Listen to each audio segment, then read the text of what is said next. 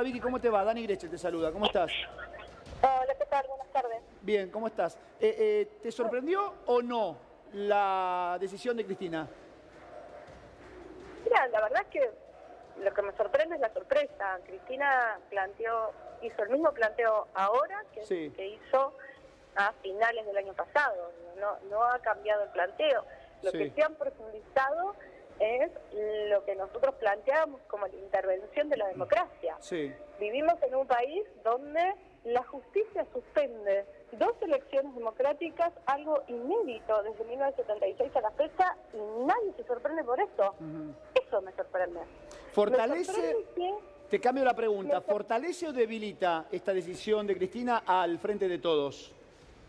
Por supuesto que fortalece la decisión de plantearse enfrente de la violencia. Fíjate quiénes son los que salen a festejar de alguna forma algo que creen que ya va a ocurrir. Sí.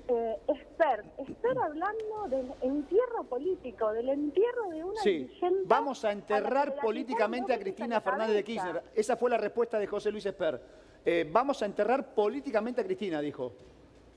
La verdad es que hablar de entierro a Cristina, hablar del entierro al peronismo, al kirchnerismo, es hablar de una mujer a la que le gatillaron 2 veces en la cabeza, de un movimiento que ha sido históricamente perseguido, de un movimiento nacional y popular que ha sido históricamente perseguido. Creo que tenemos que decir los dirigentes políticos, independientemente del lugar donde estemos, es pararnos fuerte contra los enormes niveles de violencia que vienen ¿Ese avanzando. es parte del discurso del odio? Te pregunto, ya voy con Miguel que quiere hacerte una consulta, pero lo que dijo Esper, ¿forma parte del famoso discurso del odio de la oposición? Por supuesto, Esper es uno de los exponentes de este discurso de odio. Esper, como Milei, ha sido de esos personajes menores que desfilaban como panelistas de televisión y que después son cooptados por intereses económicos y utilizados por estos intereses económicos para de alguna forma canalizar una parte del descontento que tiene la gente. Y ojo, quiero decir una cosa, que ya lo dice Cristina en la carta y tiene razón, y hay que tener muchos ovarios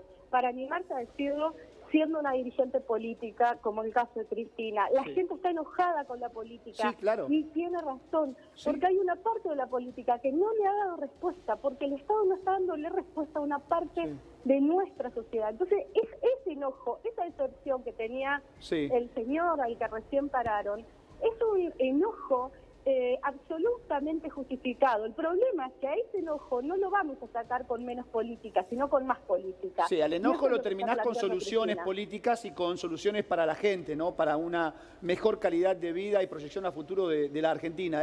Tenés razón lo que estás diciendo. Dale, Miguel. Victoria, ¿cómo apuestan a llegar a otro electorado que tal vez no conoce tanto del lawfare, no está atento a medidas del Poder Judicial y que tiene una bronca sobre todo en que no llega a fin de mes, tiene un descontento sobre todo económico? ¿Cómo van a llegar a ese electorado que tal vez en otras elecciones votó al Frente de Todos?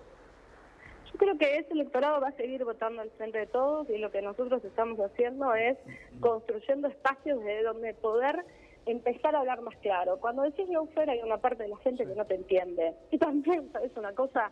Yo me crié en Dock Sud, viví en La Cañada. Mi tía no entiende lo que es el lawfare, pero ¿sabes que sí entiende? Cada vez que va a la justicia o que iba por alguna causa de violencia de género, esa justicia no te da respuesta. Cada vez que una vecina va a la justicia porque no puede hacer que el padre de sus hijos pague la cuota alimentaria y la justicia no da respuesta, ahí entienden lo que es el Poder Judicial. Cada vez que te afanan un auto y que tenés que ir a la justicia y no tenés respuesta, ahí tenés lo que es el Poder Judicial. Hablar del lawfare y de la necesidad de modificar el Poder Judicial no es solamente hablar de una batalla de un sector de la política contra los miembros de la Suprema Corte. Es hablar del Poder Judicial completo y cómo ese Poder Judicial le da respuesta a la sociedad.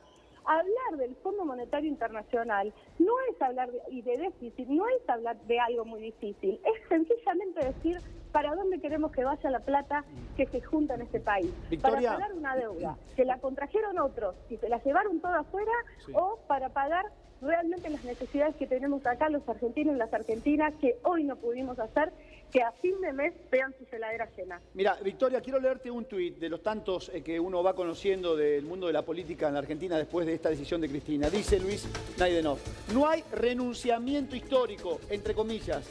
Lo de @CFK Argentina es simple victimización para tapar la realidad, que no saben cómo salir del desastre que generaron y del que ella es responsable. Y los argentinos no queremos más kirchnerismo para nuestro país.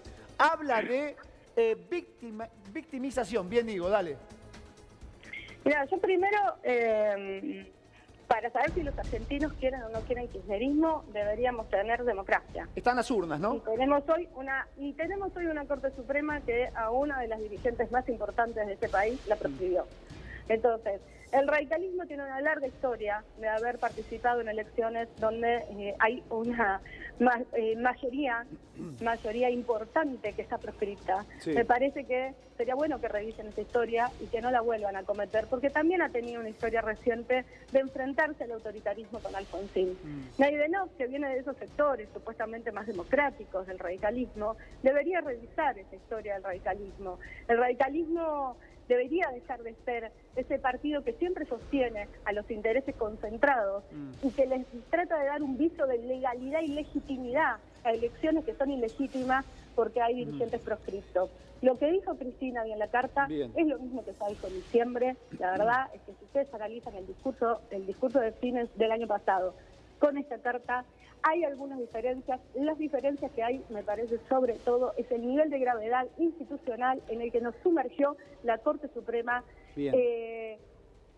suspendiendo las elecciones en Tucumán y en San Juan. Victoria, y a eso hay que sumarle las amenazas permanentes que viene haciendo la democracia, sí, ¿no? Una elección en Tucumán que se va a dar el 11 de junio, ¿no? Rezar a los empresarios. Una elección en Tucumán que será el próximo 11 de junio. Vicky, te mandamos un beso a la distancia. Gracias por estar. Que tengas una buena jornada.